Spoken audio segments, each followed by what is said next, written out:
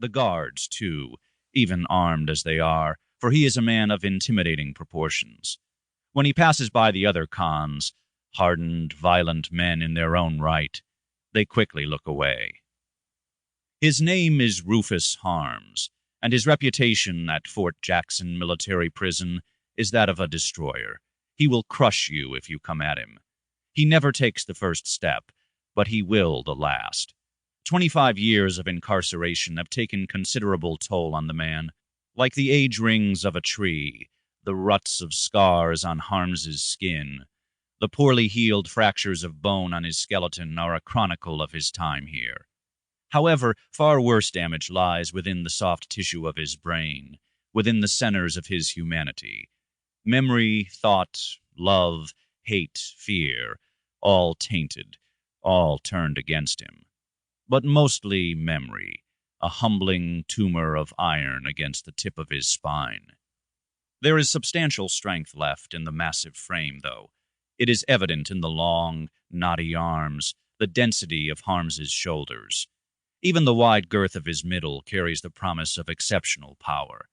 But Harms is still a listing oak, topped out on growth, some limbs dead or dying, beyond the cure of pruning, the roots ripped out on one side.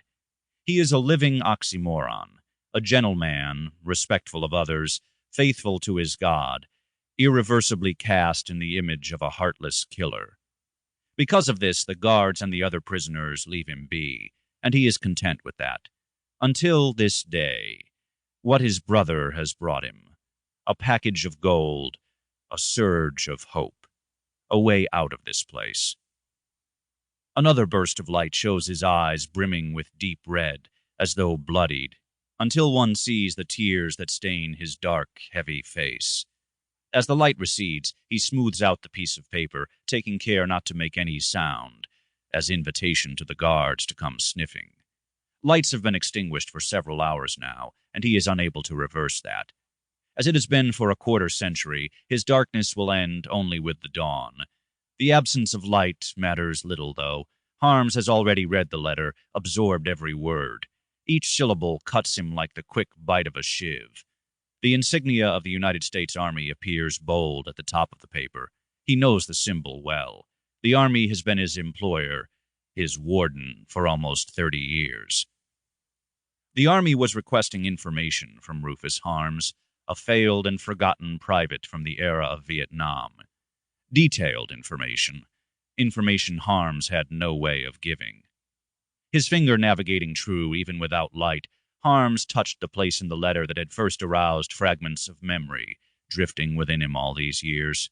These particles had generated the incapacitation of endless nightmare, but the nucleus had seemed forever beyond him.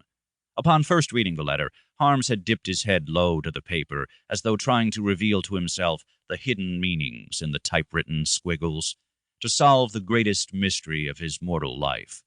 Tonight, those twisted fragments had suddenly coalesced into firm recollection, into the truth. Finally.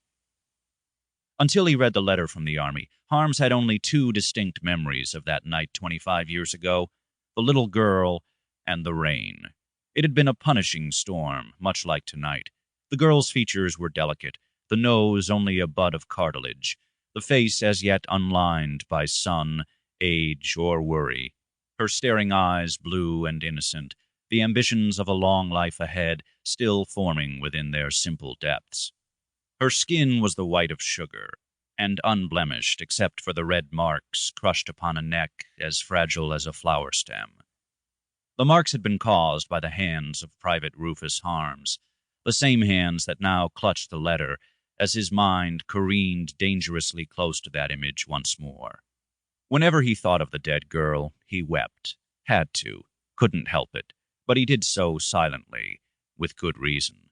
The guards and cons were buzzards, sharks. They sniffed blood, weakness, an opening from a million miles away.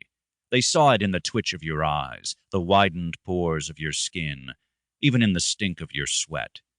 Here every sense was heightened.